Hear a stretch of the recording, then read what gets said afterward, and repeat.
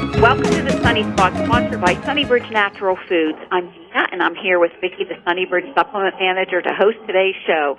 Sunnybridge Natural Foods and Cafe is a natural food store that carries natural, organic, and local foods, organic and local produce, local eggs, beef, and honey, a large variety of special diet, including gluten-free and low-carb, sugar-free products, a dedicated gluten-free bakery that not only bakes your favorite baked goods only gluten-free, but also offers vegan and sugar-free options. A cafe that creates wraps, pizza, salad, soups, and fresh juices using organic ingredients, and pizza crusts and wraps baked by the bakery. And most importantly, a supplement department that stocks just about everything you possibly want or need to enhance and maintain good health. Sunnybridge is open every day, Monday through Thursday from 9 to 8, Friday from 9 to 7, Saturday from 9 to 5, and Sunday from 10 to 5. It is located in Peters Township, just minutes from South Hills Village Mall. You can check out our website, sunnybridgenaturalfoods.com, or call us at 724-942-5800. Our guest today is herbalist Jen Dalke. Jen is of Blue Heron Nature Skills, offering local classes on plant identification, wild edibles, foraging skills, and many other nature-themed lessons. She offers many free classes at the Bridgeville Public Library, monthly classes right here at Sunnybridge, and many weekly and monthly plant walks outside in the local parks. Having received her certificate in herbalism and plant energies from Appalachia School of Holistic Herbalism in Asheville, North Carolina, and spending the past decade studying the local flora of southwestern Pennsylvania, she decided to offer her knowledge to the increasingly expanding audience of folks looking to incorporate more natural ways into their lifestyle. So today's topic with Jen is wild edibles. And as always, please check with your doctor before making any changes to your medical regimen. Hey, Jen, welcome to the Sunny Spot. Hi, Gina. Thanks so much for having me here. What's going on? We missed the snow. Oh, yeah, I know. We had a little technical difficulty there, probably from this crazy blizzard that we're all experiencing. Probably, yeah, because it is still pretty windy here. And with all this great weather we've had the last couple of weeks, this would have been a great day for the show, but now we're going to have to just let people look forward to it because now everything is beginning to get covered with snow. Right. Jen, I know, we work with you here at the store, and, many people have talked to you, and you are very knowledgeable, let's say, as things that are edible outside, particularly right in your own garden or your backyard. Thank you. Yes, there's a lot that can be found just locally, like you said, right in the backyard, right in your own neighborhood. Last year I led a handful of walks with the Bridgeville Public Library right around Bridgeville, and we just walked down the streets of Bridgeville, and I pointed out, probably close to 20 plants, for 1 hour walk right on the general roads. Of course, you don't want to eat the weeds right off of the street, but at least you can find them there, and medicine is that close at hand. It's just that readily available wherever you go, really. So it's interesting how many plants there are. So I figure today we can maybe go on a virtual plant walk here on the radio and maybe talk about some of these plants if you'd like. And, we can kind of talk about, there are already tons of plants that are coming up, that are already out. Probably a lot of that could be due to the fact we had that earlier, jump in spring, last week and the week before that. But also a lot of these plants, I've seen them out this time of year before. It's not terribly uncommon, but there's just a little bit more. Like now we have, of course, like daffodils, crocuses, the other bulb plants, already coming up. But, we can talk about some of the plants that are already up. And I do want to just mention I'm leading 2 different plant walks this coming weekend down at the Winfield Pines in Upper St. Clair. I know I planned it in February on a 75-degree day and was like, I'm going to plant walk right now. I don't know what I'm doing. So my schedule has been so crazy trying to figure out when to start this whole project, and I finally picked a weekend, and I'm glad we're not having too bad of a blizzard right now because I'd be out there with a shovel showing people the plants underneath of the snow if we needed to. So. And generally, Jen, most of the plants now that are coming up, this snow isn't really going to bother most of them too much. Is that really correct? Won't. Not for the wild plants that are out there growing, especially the native plants. They're used to this already. They've kind of dealt with it for their whole life, so they know, they're kind of more prepared for it. A lot of these plants honestly prefer cold weather, and so. Oh, what's that? Oh, so that 80 degrees we had last week might have been detrimental to some of them. Well, honestly, I think that they kind of gave them a jump on maybe coming out of the ground, but a lot of them are kind of ready to withstand whatever else may come, because we've definitely seen this before here in Pittsburgh. So, there's plants like chickweed, and chickweed, you can actually find that in January underneath of the snow. I've actually dug for it underneath of snow onto, some different winter walks that I've taken.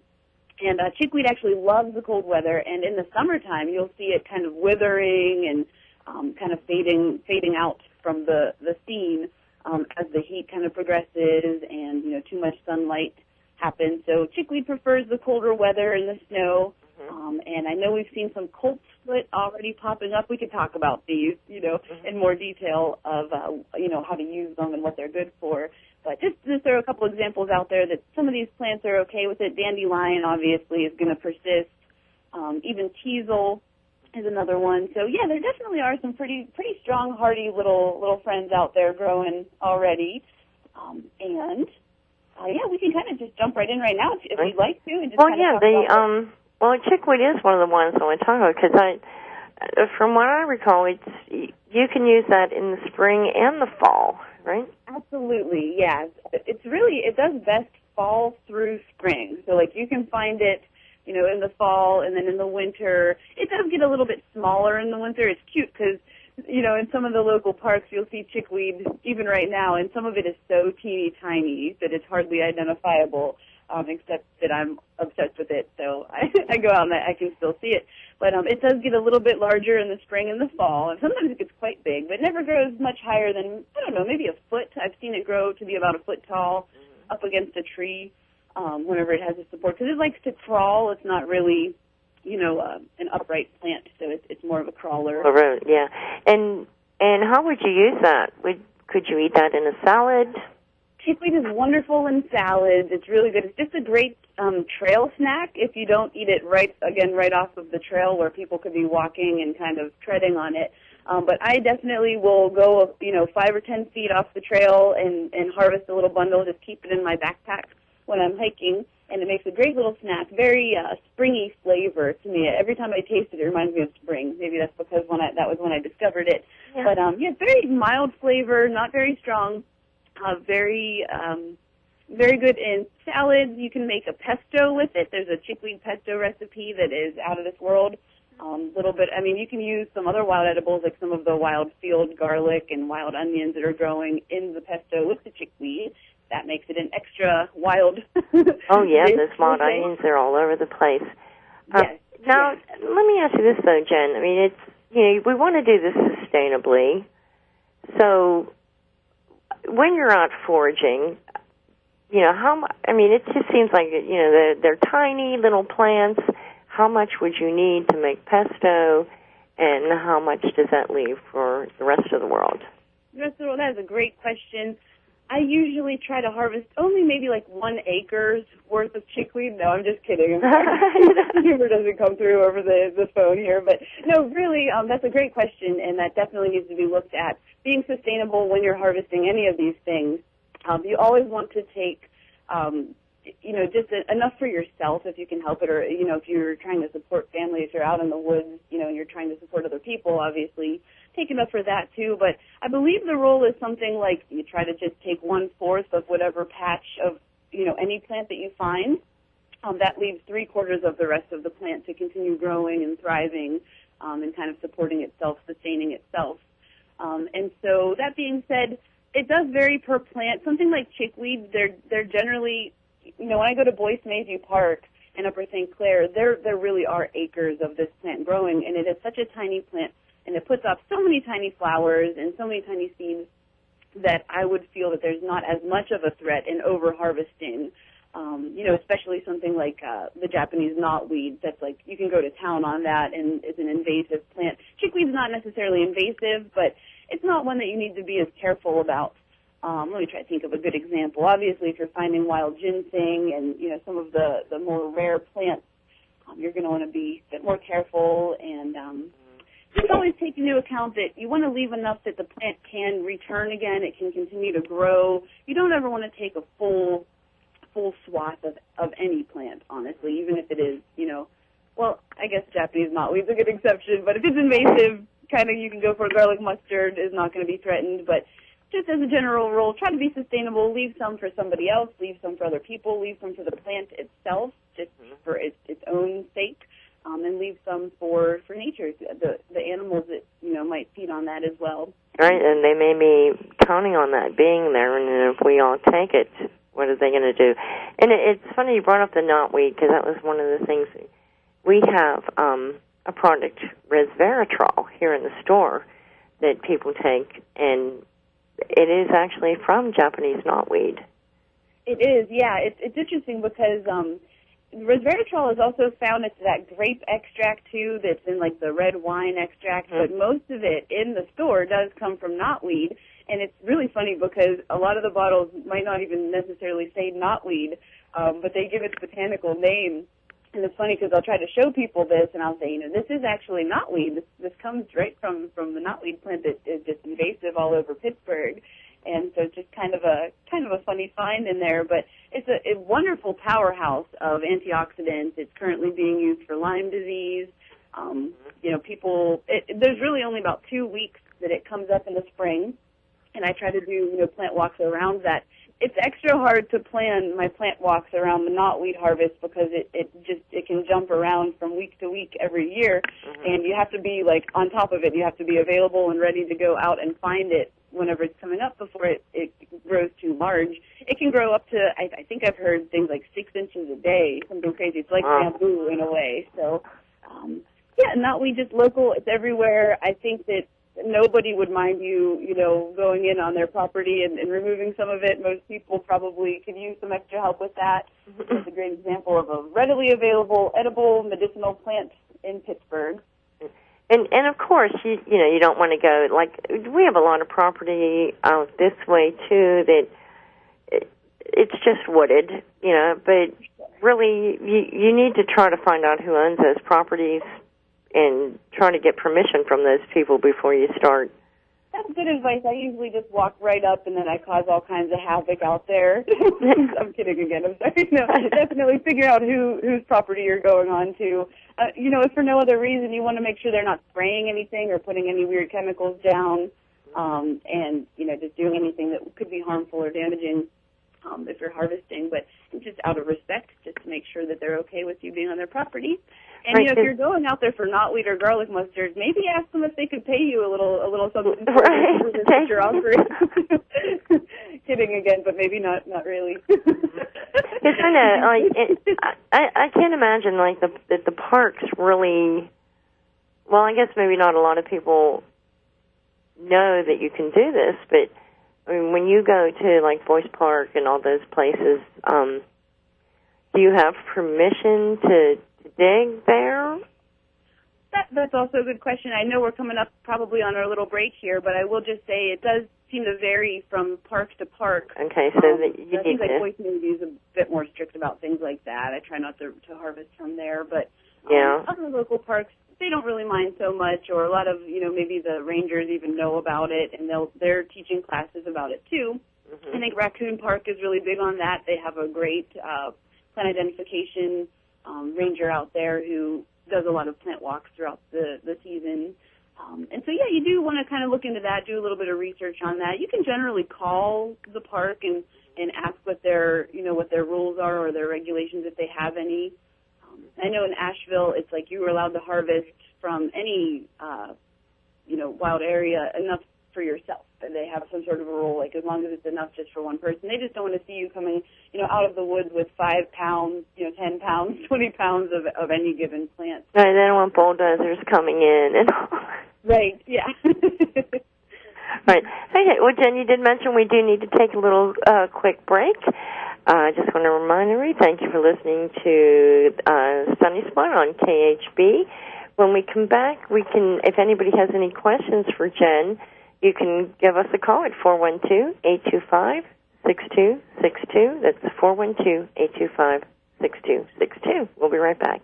Spring has arrived. Flower bulbs are sprouting and birds are singing. Mostly we welcome this time after a long winter. However, if spring leaves you with the side effects of allergies like a runny nose, headache, or sinus problems, Sunnybridge wants you to know you don't have to suffer. Sunnybridge has a wide selection of homeopathic and herbal allergy remedies to help relieve those symptoms without drowsiness or fogginess that some other treatments can cause. Whatever your favorite spring activity, walking the trail, riding bikes, playing soccer with your kids, you can enjoy them now. Stop by Sunnybridge to learn how to bring anticipation to this beautiful season and all its blessings. Visit their website, sunnybridgenaturalfoods.com, or call 724-942-5800. 620 HP. Welcome back. This is a Sunny Spot sponsored by Sunnybridge Natural Foods. We're on air with herbalist Jen Dalke as we talk about weed talks. We are taking phone calls. You can call in at 412-825-6262, and we are being streamed. Visit khbradio.com to listen online. Yeah, that's really nice if you can't get to a phone. Yes. And plus on our website you can go back if you've missed any of them. Yep. You can go back and check on any of the previous shows we've done. So, Jen, I mean, there's so much to talk about, so little time here. I know. We tried to cram it into our little virtual walk here. Right. So, what are we going to find out? I think daylilies. What about daylilies? What do you know about them? They're everywhere already here. started. I definitely see them in my backyard right now. So they are definitely edible. The young shoots of daylily are edible. The flowers are edible. The tubers can be edible, though you would probably want to cook them. I think they don't go over so well when they're raw. But you want to just be sure there are a lot of lookalikes to daylily that are toxic. And some people, it's like 1 in 20 people, I'm pulling this out of the air right now, does have a reaction with daylily that's just upset stomach, a little bit of bloating and, discomfort that way. But most people can handle daylily just fine, and especially the green shoots can be thrown into a salad. I find that they're sometimes a little tough, so definitely try to get them when they're very small. Again, that does make it a little harder to identify the younger the plant is if you're not familiar with it. The harder it can be. If you know you have a daylily patch, go for it. But yeah, daylilies are a great source of food. And again, it's not like they're an invasive plant per se, but they usually grow in huge patches where harvesting them is not going to, take down the whole species in your backyard. So you can generally kind of go for it there. Yeah, and they're you can eat the flower pods raw. Would you be able to do like people make the stuffed zucchini flowers? Is that something you'd be able to do with those, or? Oh yeah, I'm sure you could. If you can get creative with the flowers. Most people generally, I think, just kind of toss them onto a salad. But definitely get creative with them. They are edible. They're beautiful. You can really, really do a lot with any kind of dish in addition to your meal. But yeah, definitely get creative. And like from what I know, there's like cattail. Yes, cattail. In usually April or May, the young shoots of cattail. Again, there is another look-alike to cattail, so you still want to be careful. I'm hoping I can do a cattail workshop this year. I've been saying it for, I think, 2 or 3 years now, and I've not yet pulled that off because it's just hard to time it out, find the right place to go, make sure people are prepared to go into water where we're harvesting them. It's kind of a lot behind the workshop here. But definitely young cattail shoots are just another wonderful edible, readily available. Cattails, again, you need to be careful harvesting them. I can't remember now. Oh, this is hard, but I don't know if they're on the endangered species list or if they're somehow involved or you just aren't legally allowed to always harvest them. Yeah, that's fine. But I know once you get cattails grown, you're supposedly not allowed to do anything with the land because that makes it a wetland. Right, exactly. At least in Pennsylvania, I don't always know all the stipulations, but if you're somewhere where you know it's okay, definitely go for it, and that's fine. Jen, I think we have a caller there. Hello, you there? Yes. Hi. What's your question? Hello? I have a horrible problem with gas. Now, I take Pepto-Bismol and Gas-X, and I'm just worried about the what effect that might be having on me. They don't seem to work very well anyway, because I heard someone said the Pepto-Bismol depletes the magnesium out of your system. So I just wondered if you had any natural products that might help me. Well, we do here in Sunnybridge. We have some homeopathic things. Sometimes probiotics are very beneficial when you have those kinds of issues going on in your gut. There's, sometimes it's a little fiber and a little too much fiber. There's a lot of questions, that go along with that. So, if you wanted to stop in the store, we could show you some of the things that we have. But, Jen, have you heard of anything wild out there growing that may be beneficial in that way? I was actually just thinking of that. There is wild angelica plant that is used kind of as a carminative, as a just a stomach comfort, digestive aid type of plant that we cover on the plant walk sometimes when we can find it, and that's one of probably the best plants. But yeah, there's a lot we could definitely talk about on that too. About all the different plants that are good for stomach digestion. Yeah, what about fennel or something like that? Yeah, definitely fennel. Fennel is great, and that definitely, I've seen that, all over in Pittsburgh in edible gardens. You can find that. A lot of people just grow it in their own yard, so neighbors might have it available. But fennel's very good for that as well. Does that help? Sure, okay. Okay. Is there any supplements I might be able to take? Oh, yeah, like I said, it would, depending on what you have going on and everything, a lot of people find relief just starting a good probiotic. Okay. Because it tends to get your gut health back in shape. All right. Okay. Can I have your phone number at your store? Sure. It's 724-942-5800.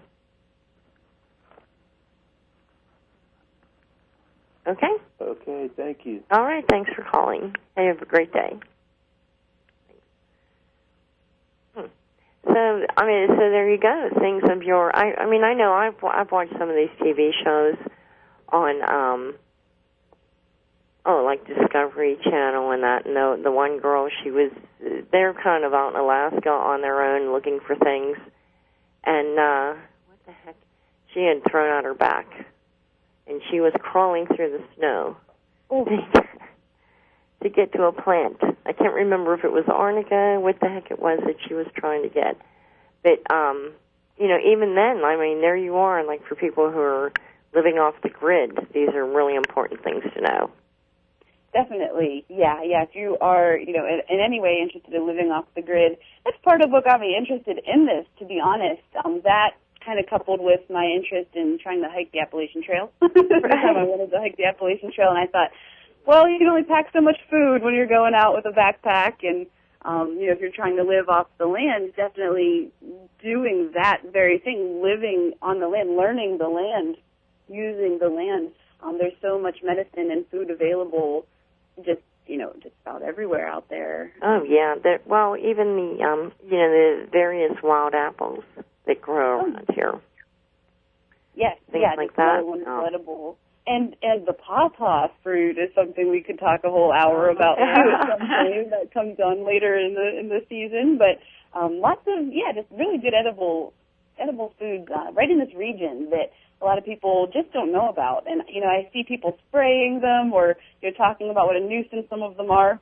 Mm-hmm. And it's just kind of hard to listen to sometimes, because I know how beneficial they actually are if people just knew more about them. So that's my goal, just trying to educate people, showing people how they can use these things, not spraying dandelions, not spraying, your burdock and other weeds like that. So plant walks, we definitely cover a lot of that, how you can make medicine out of the plants.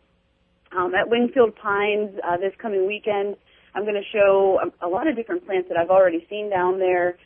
There's some toxic plants that I would like to point out, too, that are look-alike. Mm-hmm. And I'm going to be doing, I'm hoping it's going to be an 8-part series on wild carrot family plants this year as well, because the carrot family is one of the most edible plant families, but the most deadly plant family as well if you're not cautious. And a lot of the varieties of carrot, grow in this area, and I just want to make sure people know what is edible, what is deadly, what is going to be safe. They're very medicinal, they're very edible, but there are deadly lookalikes. So I'll be focusing on that and showing some of the toxic plants down there, and some of the edible plants. There's plants used for Lyme disease at Wingfield Pines. The teasel is down there. I think there's some knotweed down there. And, yeah, just kind of taking people through the property, which is a beautiful property if you haven't been there before in general. They're doing a lot of acid mine restoration down there, too. So we'll go just about as far as we can. There's really only about a mile of a trail, so we won't be going very far. It's not a very difficult hike, and I'll just be able to really kind of show everybody the plants, hands-on. You can really see it, look at it. A lot of the plants you can actually touch. That's the best way to learn, just kind of engaging all of your senses in the plant. So yeah, it does help to be able to see the plant, feel it, touch it, because I know myself, I've looked in books at different plants, and when you actually get out there and you're walking, oh my gosh, you're looking at it and you're like, well, it kind of looks like that picture, but I'm not sure. It's so different, and that's a great example too, because with the carrot family, the edible medicinal ones are going to smell like carrot, or they're going to smell like parsley or dill, and the toxic lookalike that can kill you really doesn't have much of a smell. It honestly kind of smells a little bit like chemical. It's a very strange difference, but that is something you can't always grasp from a book. And what is that? Because it's in my backyard, too. I can't remember the name of it. I'm sorry, which one? The plant that so much looks like it's very poisonous. Oh, the hemlock. So hemlock. That's hemlock. That's it. Yeah, that's poison hemlock. And that is everywhere, and that starts coming up in January or February. I've already seen it. It's honestly a beautiful plant when it's coming up. It's bright green. It's like that vibrant spring color that, signifies that spring is actually going to happen again at some point for us here in Pittsburgh, but it is toxic. So I like to point that one out because it does look harmless. It definitely looks very harmless in its, very early stages, but can cause a lot of damage, can actually cause death in most cases. So that's what I hear, and that's why, most people know it as poison hemlock, I think. Yes, exactly, yeah. Yeah, so then I'll just show the lookalikes, the way to tell the differences, and it's nice to plant walks because we just kind of gather around in the group, usually in kind of a circular form around a plant, and people can ask me questions, any questions go, really. I like to cover it all, make sure people are feeling comfortable out in nature so that they can show their families, they can show their friends. I know just so many children that are into learning the plants. They get so excited when they can, properly identify a plant. So it's fun for the whole family. Yeah, I mean, there's, rather than going, oh, that's just weeds, they're really not. I mean, they are because they're not cultivated in a way. But, I mean, there's lamb's quarter out there all the time, milkweed. Yes, nature's spinach. A wonderful. And you could, and most of these you can just eat raw too as you're walking along. Oh, great! Yeah, they make great little snail tracks, right? Trail snacks. They make good trail snacks as you're going along the trail. Go slowly. You can go at a snail's pace too. That will work as well. But yeah, they're just great little edibles. And again, with the kiddos, they just love to see something that they can safely find and just nibble on. Or use on, for instance, in the summer, I show things like plantain. It's good for mosquito bites, and we're out there already on the trail, and sometimes we're getting bitten, while we're, talking and plant walking. And the kiddos just love to grab the plantain. As soon as they get a mosquito bite, they're rubbing it on their little legs and just being excited and actually, feeling relief from the bug bite. They're feeling how well it works. They're seeing it, just firsthand. Just great experience. I kind of wish I was able to do more of that as a child myself. So it's just a lot of fun being out there on these walks and seeing the plants firsthand, using our senses, not just reading about them, hearing about them, really kind of diving in and learning about them. Right. And even like the ostrich ferns, right? They should be coming up now, right? Yes. So for the fiddleheads, yeah, looking for fiddleheads, yes, they will be up soon, probably April. I mean, depending on our climate change situation here. I think I've usually seen them around April. And those, I mean, you can't. Is this true that they need to be taken when they're in their, just as they're uncurling? Yes, yeah, definitely when they are in the head form is going to be the best and the safest time to harvest those. There definitely are lookalikes to the edible ferns out there. I feel like I haven't been able to show that very much on my plant walks. Like the timing hasn't necessarily worked out. We just see them when they're just done unfurling, or we've just missed them, I think has happened in the past. But yeah, definitely when they're in the fiddlehead form, they're wonderful. And of course we have, there's mushrooms, lots of good edible mushrooms. There's the morels. We see, the sulfur shelf chicken of the woods out there too. Yeah, that last year we went on that walk. I went with you guys on that one walk, and we went 2 steps and found morel mushrooms. Literally, we just got on the trail, and they were right there. And I'm not going to say which trail that was just yet, but come to my plant walks, and I'll show you.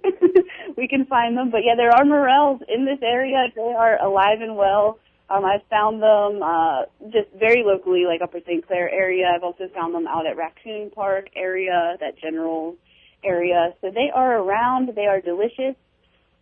And, yeah, we just try to touch on everything. Usually when we go on my plant walks, it's about an hour, sometimes longer if everybody's really into it. If everybody's really, having a lot of fun, we'll go for 2 hours or longer. But we generally cover 20 plants or more, and just how to identify them, what they're good for, just how to use them, things like that. So, yeah, there's just a wealth of medicine and food in this region that is yet to be discovered. These are things our grandparents knew, our great-grandparents knew, and somehow they've gotten lost. Yes, and this culture is just not really shown. It's not taught as much as it really should be. I think we're seeing more of a revival in that. I think it's definitely making more. I mean, Pittsburgh now versus Pittsburgh 5 years ago when I went to school. I went to school in Asheville because there were no schools in Pittsburgh. Right. I know. It's like, it's crazy to see that it's really, it's blossomed, we'll say. Literally, right. There is definitely a revival, but that's my goal, is just to bring that knowledge back to people that want to learn it. It's there. It's been taught for hundreds of years.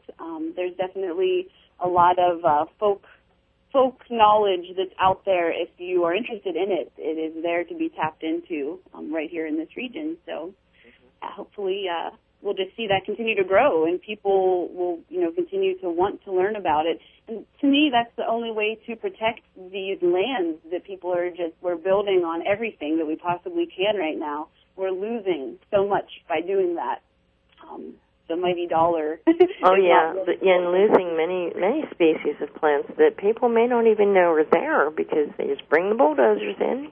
They just trample right over them. Yeah, they just they have no idea what they're doing.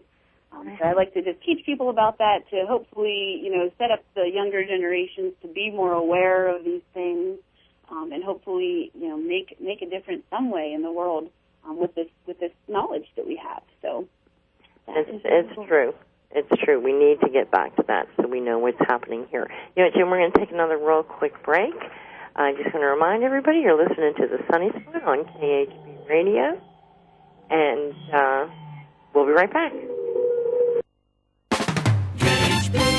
The sun is here. It's been a long winter, and you've been anticipating this day for what seems to be a very long time. The weekend warrior is ready to emerge. So whether you'll be biking with the kids, jogging on the trail, walking the dog, or cleaning up the yard, your joints and muscles may soon feel the brunt of all that fun you're having. This year, be prepared. Stop by Sunnybridge Natural Foods. You will find homeopathic remedies and anti-inflammatories to soothe those inevitable aches, pains, bumps, and bruises. The Sunnybridge staff will be happy to help you find the product that is just right for you. Start this spring right. We want to help you feel your best. Visit Sunnybridge or call us at 724-942-5800.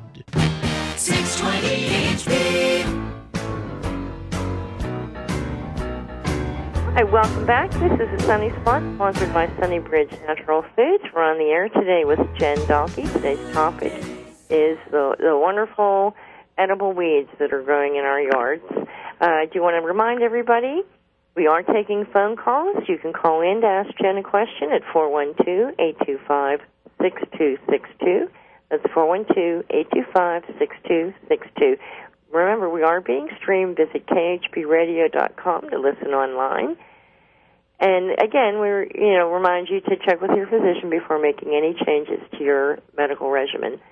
And so, Jen, welcome back. Thank We've you. been talking about so many different things right now. Now, I understand too. There are some things like for instance, black walnut that grows wild around here, right?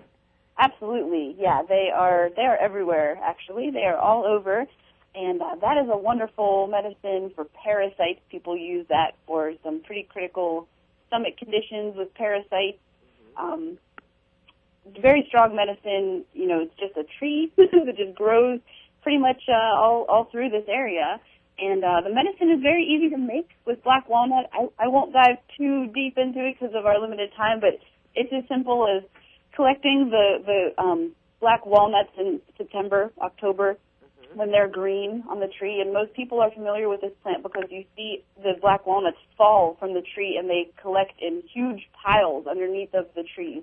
So if you ever see, they kind of look a little bit like those monkey balls. They look a little bit like smaller, they're smaller, and they're not as textured. They're quite a bit smoother.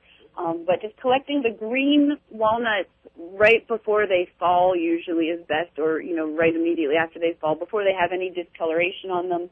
Here, I said I wouldn't get into too much detail, and it's happening. Right. So let's shorten it up. You just use the green walnut hulls. You can chop them up. You don't want to use the actual walnut itself inside. Put it into a jar with some alcohol, usually a vodka works. You let it sit for about 6 weeks. You have a tincture. Then you have made a tincture. With black walnuts, you want to use gloves because you'll stain, everything on your skin for days if you don't. But very easy medicine to make. I did go into a lot of detail with it already, but it's very easy to do. It's readily available. You can make a huge amount of it, in just a short amount of time. Well, it's just an example of how so many different parts of these plants can be beneficial to us. Like you were saying, the green for, the tonic for the parasites. But then, look at the nutrients you're getting out of actually eating the walnut then, too. Right. Yeah, exactly. Yeah, then you can use the walnut. Yes. Yeah, let it dry, and you can definitely use the whole plant. And it gets a little bit hard because just different stages of the plant. You really want to make sure that they're fresh and that they're green, that they don't have the discoloration on them before you make the medicine. But yeah, just go out if you can on usually a late September day. Take a knapsack and just kind of fill up on the green walnuts, and you can reserve some of them to dry, and then you can eat that later on after it has kind of cured, and then you can use some of them for medicine. And it's readily available. It's freely available to us. It's out there. Most people have seen these plants their whole life and maybe just never knew that they could be used for medicine. So that's always a fun thing on the plant walks, when people recognize the plant. Oh my goodness, I've known this since I was a child. I never knew you could do something with it. We used to just play with it. We used to just throw the black walnuts at each other, whatever it is like that. And here they find that it's such a, wealth of medicine. So that's a lot of fun. A lot of people feel intimidated by the plant walk, like they're going to, maybe not be able to take in as much as they think that they, want to. But I will say most people get out there and they recognize most of these plants, and they just never have known their name, the plant's name, what it's good for, how to use it in certain ways. So a lot of these plants you've already seen. They're already kind of recognizable, but we kind of just talk about how to use them. So black walnut is a good example of this. And I did actually want to mention, before I forget, since we were talking about, the species and the harvesting and the timing of all of that, I do want to mention there's a 4-part bio-blitz going on in Upper St. Clair from Wingfield Pine. It's going to be with Allegheny Land Trust and the Upper St. Clair Citizens for Land Stewardship, which is our local conservation group. and this is going to be happening 4 different times this year. You can find out more about that either on the Allegheny Land Trust website, the Upper St. Clair Conservation Group website, or on my Facebook page at Blue Heron Nature Skills. I've also been posting about it there as well. But what a BioBlitz does is it gathers local experts to collect species and to record and collect the different species that are in a given area. We did one with Phipps Conservatory last year in June. We did a BioBlitz out there, and I led a plant walk through Shenley Park.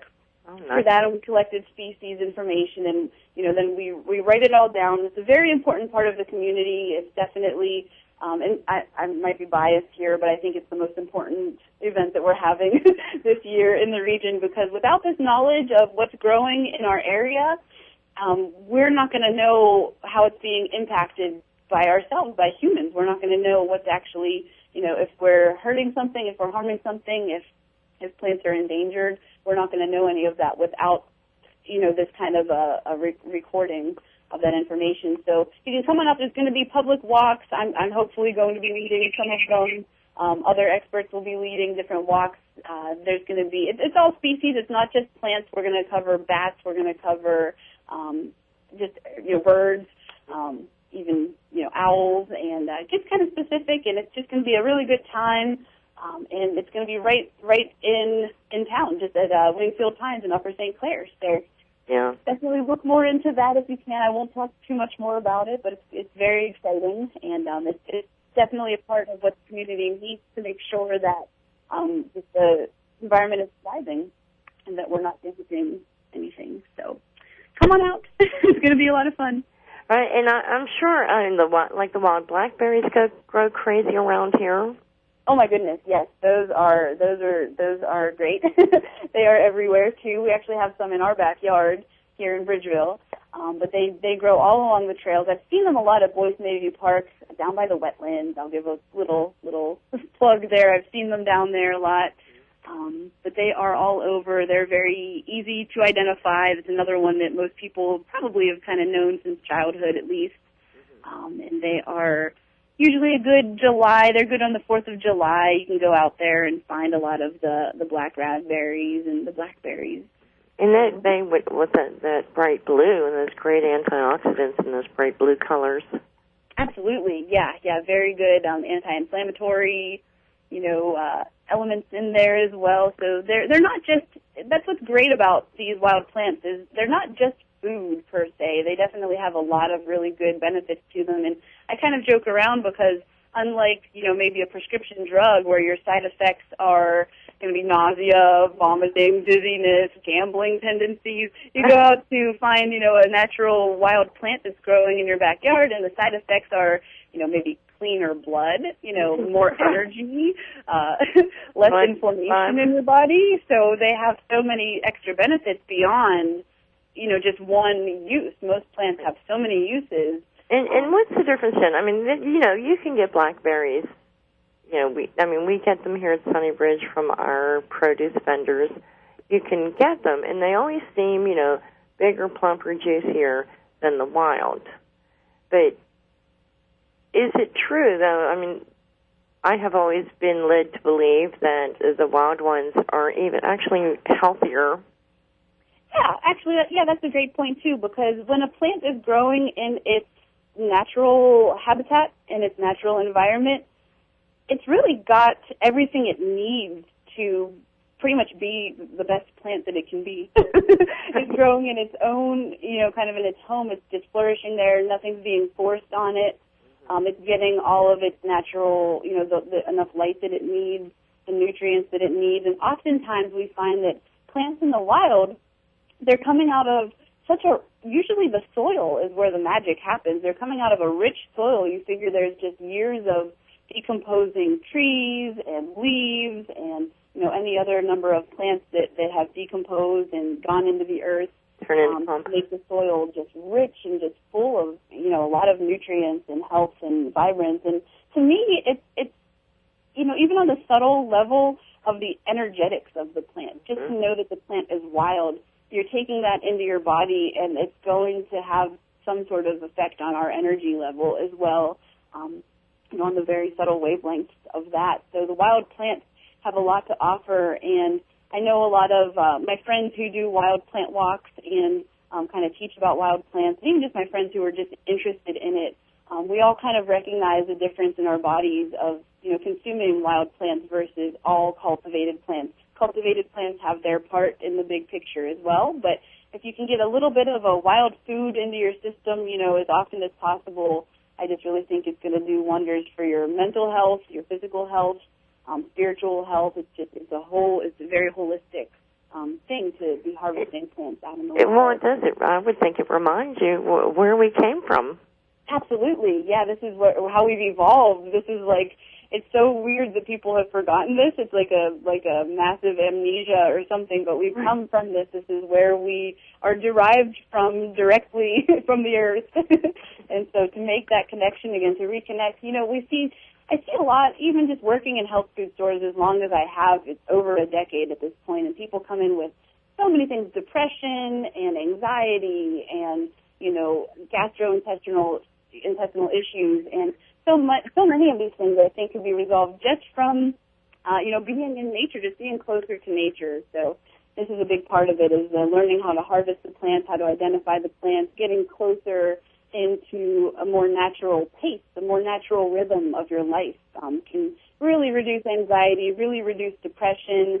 I started learning about these things when I was a late teenager, early 20s, and that's a very difficult time for most people, the late teens and the early 20s, trying to find yourself and trying to be grounded. And this is what did it for me. This is kind of what really kind of saved my life, was just going out into the woods and finding these connections, finding ways to connect with the wilderness and just plants in general, everything it has to offer. So the benefit, again, from cultivated versus wild is you're going out, you're being in nature to do it. It's not just, in a straight line or a straight row or in a plot. It's like you're going out and just the magic of stumbling across a plant. Sometimes that's where the benefit happens. You don't even expect to find a certain plant, and you stumble upon it, and it's like magic when that happens, to find something that's so medicinal or edible or useful in any way. That's just such a good difference, is just kind of naturally, organically coming across these plants in nature when you're already out there. It makes it a lot of fun. It's really awesome. I know, it is amazing when you get out there, and even the kids. I mean, really, our kids, I feel bad, they're so detached from what's going on. Yeah, I could go on about that for like another hour probably, but yeah, just to see that. And they are craving this connection. They're really craving this kind of natural rhythm, this pace, because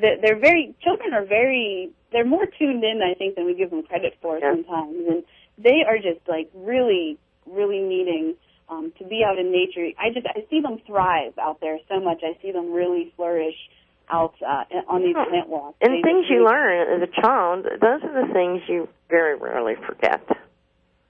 True. Yes, yeah. It's amazing, and the kids, they soak it up like a sponge. They remember the things. Like I used to work for the outdoor classroom, and I would lead these walks through Boys Navy Park, and I would mention something at the beginning of the walk about a plant or a bird, and like 6 hours later, I'd have one of the students come up to me and just be like, "Miss Jen, I remember what you said at the beginning of your introduction this morning, and I saw one of those birds, or I saw that plant." And it's like they just really pick up on it so much quicker than we might think that they would. And it's wonderful to see that. And they do enjoy it more. I mean, I've said it many times on the show, I've given my kids a bowl and tell them to go outside and pick a salad. Right, absolutely, yeah. And they can just, like, kind of dig right in and get their hands a little bit dirty, which studies are also proving is good for children as well, to get a little bit dirty. Yeah, that is. We have become too clean in our society, too. Yeah, and you see superbugs and these viruses that go around, so there's so much in nature that's beneficial to us as humans. I definitely recommend getting out there. I do want to also mention that people have been kind of freaking out about ticks, and I see all these things on social media about this year being a record year for Lyme disease and ticks and all of these things, and to a point, that's definitely, I think, very true. We're seeing more and more of them as, if we don't have much of a winter, if our blizzard in Pittsburgh is 1/4 inch of snow out there, we're not really having too much of, the general die-off of some of these little creatures. So ticks are definitely out there. I notice them. I see them all the time, even in our own yards.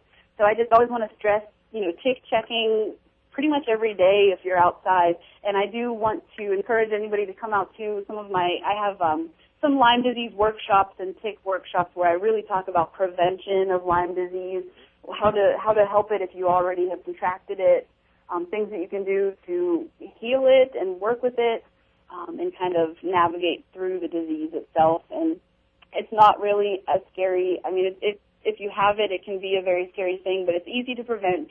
And I just want to stress that it doesn't have to be such a fear-based situation. I don't want it to keep people from getting outside. It's pretty much my goal there. Right, so you can be terrified.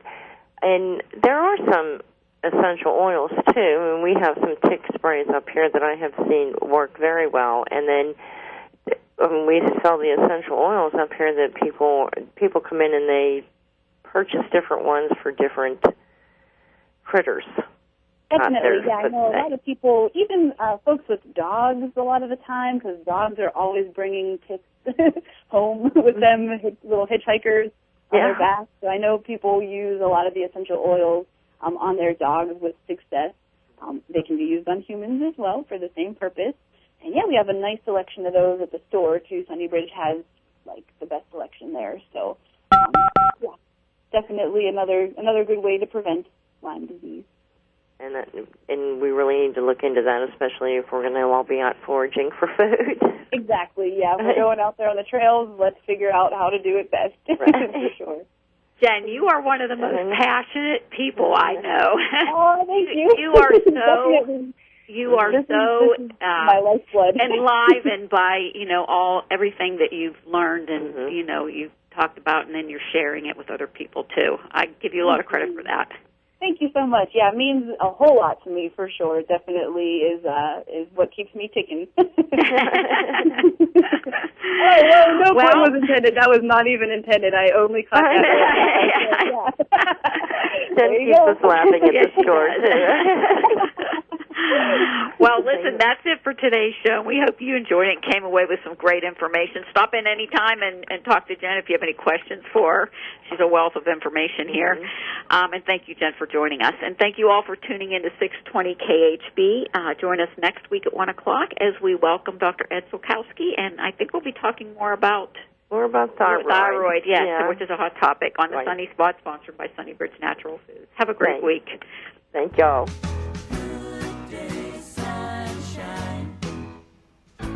Thanks for listening to The Sunny Spot, sponsored by Sunnybridge Natural Foods, located at 130 Gallery Drive off Route 19 in Peters Township. Cross the bridge to a healthier lifestyle. You can contact Sunnybridge Natural Foods at 724-942-5800. That's 724-942-5800. Visit them on the web at sunnybridgenaturalfoods.com. And be sure to listen again next time for The Sunny Spot.